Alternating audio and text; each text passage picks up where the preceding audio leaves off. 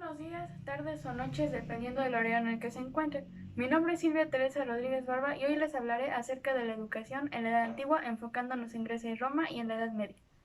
Comenzando con la civilización griega, se sabe que esta es una de las más influyentes en la historia de la humanidad, ya que a pesar de que abarcó del año 1200 al 145 a.C., las ideas de sus pensadores siguen vigentes en política, filosofía y sobre todo educación. El objetivo de la educación griega era preparar a los jóvenes para asumir posiciones de liderazgo en el Estado, y al igual que en la actualidad, su enseñanza dependía de su edad. En el primer nivel se encontraban las primeras enseñanzas de los niños a cargo de las madres y nodrizas. Estas consistían en mitología, historias tradicionales y leyendas nacionales. A partir de los 7 años, los niños asistían a la paideia. En esta modalidad, los niños iban a la escuela a cargo de un pedagogo a adquirir conocimiento como música, gramática o gimnasia. Los maestros no cobraban por enseñar y la escuela era en su casa. Se sentaban en taburetes, usaban papiros como libros y escribían sobre tablillas de madera. A partir de los 12 años, la educación física tenía mucha relevancia para ellos. Ellos realizaban sus ejercicios desnudos ungidos en aceite y arena fina. Ellos practicaban deportes como el lanzamiento de disco y jabalina, saltos, carreras, etc. La poesía también estaba presente a través de la memorización de versos y la aritmética a través de fichas de cálculo y el abaco. Las etapas de la educación son 4. Las primeras son conocidas por los filósofos más importantes. La primera es la de Sócrates, en la cual se plantea la mayéutica para generar dudas y se plantea un antecedente del método científico. La segunda es la de Platón, en la cual se planteaba la educación idealista y se buscaba el desarrollo de las virtudes humanas. La tercera es la de Aristóteles, en la cual se planteaba que la educación fuera para todos basada en valores. Por último se encuentra el periodo helenístico, en el cual se fundan las primeras escuelas y establecimientos educativos, destacando Homero uniendo el hacer y el saber, y Hesíodo con la sabiduría y la moralidad. La división de la educación griega también se puede dar por temporalidad de la siguiente manera. La educación heroica se da con el surgimiento de la civilización griega, fomentando la cultura cretense. En la educación cívica, en Esparta y Creta, se preparaba a los adolescentes para las funciones de la vida adulta en la ciudad, mientras que en Esparta se priorizaba el aspecto militar, en Atenas se priorizaba el aspecto intelectual. La educación humanística se da por los filósofos más importantes y por los niveles educativos, como la paideia con los niños, la palestra con los ejercicios de gimnasio y la efebia con las técnicas militares. La educación helenística se da por Alejandro Magno. La escuela se vuelve pública y se le empieza a dar más importancia a la cultura general y a la ciencia. Con respecto a Roma, esta no difería mucho de la educación griega, ya que ambas tenían similitudes como el uso del idioma griego. La educación romana se basaba en el trivium, el cual se componía de la gramática, la retórica y la dialéctica. El quadrivium se basaba en la astronomía, la música, la aritmética y la geometría. La educación en Roma estaba dividida en distintos niveles, la cual se daba de la siguiente manera. La elemental, la cual abarcaba de los 7 a los 11 años, a ella se les enseñaba lectura, escritura y memorización en las azoteas a través de castigos corporales. Abarcaba de los 12 a los 16 años por un grammaticus. Allí explicaban poemas y hacían uso perfecto del lenguaje en las tabernas del foro, por comentarios de texto.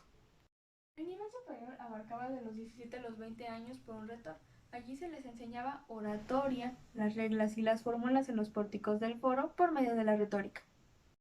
Los personajes más destacados de la antigua Roma fueron Cicerón, ya que es uno de los grandes retóricos y estilistas de la prosa, y Séneca por sus obras de carácter moralista. Muy bien, ahora pasaremos con la siguiente parte del video.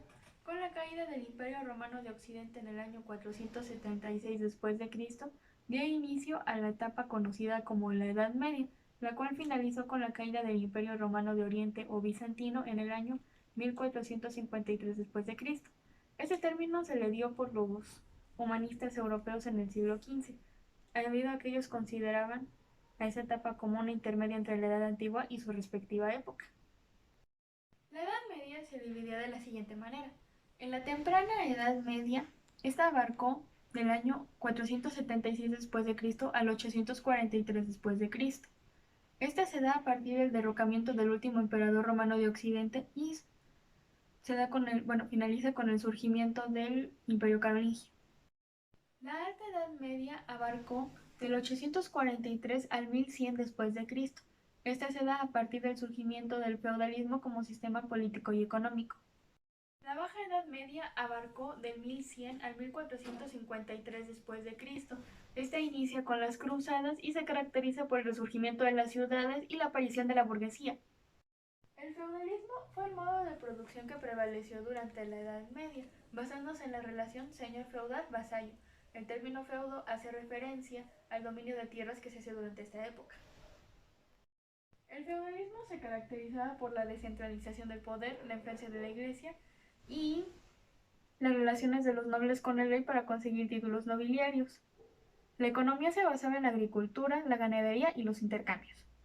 Las cruzadas fueron expediciones realizadas para recuperar los terrenos santos de Jerusalén a manos de los turcos, realizándose un total de 9 cruzadas entre 1095 y 1291.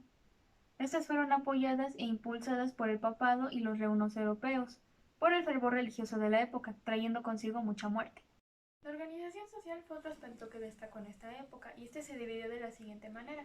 En lo más alto se encontraba el rey, el cual usaba la religión para convencer al pueblo de que éste había sido designado por Dios y cumplía sus obligaciones en el castillo. En el segundo nivel se encontraba el clero y la nobleza. Estos tenían tierras y privilegios. Estos apoyaban al rey con la religión y en el caso del clero vivían en catedrales o monasterios. En el tercer nivel se encontraba lo que era la burguesía, la cual estaba compuesta por los artesanos especializados y los comerciantes. Estos asistían a las fiestas y visitaban las catedrales. Y en el último nivel se encontraban lo que eran los campesinos. Estos labraban sus parcelas, pagaban el diezmo y sufrían enfermedades. La iglesia era manejada por el obispo o el papa de Roma, y este influenciaba en todos los aspectos de la sociedad, ya que les hacía creer al pueblo que Dios era el centro de todas las cosas. La sociedad era estamental. Esta estaba conformada por la monarquía, por la nobleza feudal y por los campesinos, los cuales podían ser siervos o libres. La mayoría de la población vivía en el campo, y ellos labraban sus tierras con arados tirados por bueyes.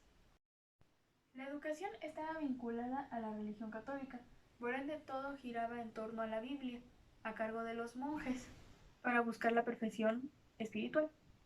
Los niños eran pequeños y pertenecían a la nobleza, se les enseñaba a leer y escribir por parte de los tutores de la iglesia. Estos niños eran criados por las nodrizas o sirvientas. Con respecto al género, la enseñanza se limitaba solamente a los hombres, ya que enseñarles a leer y escribir a las mujeres era controversial por parte de la iglesia, pero durante la época de Carlomagno se consideró enseñarle a las mujeres nobles algunas enseñanzas. La educación por parte de la iglesia se basaba en distintos principios y muestra de ello eran las materias que allí se impartían. Por ejemplo, en lo que era el trivium se enseñaba lo que era la gramática, la dialéctica y la retórica para enseñarlos a expresarse de manera correcta. En el quadrivium se les enseñaba lo que era la aritmética, música, astronomía y geometría. Con respecto a los monasterios, era en donde residía el conocimiento.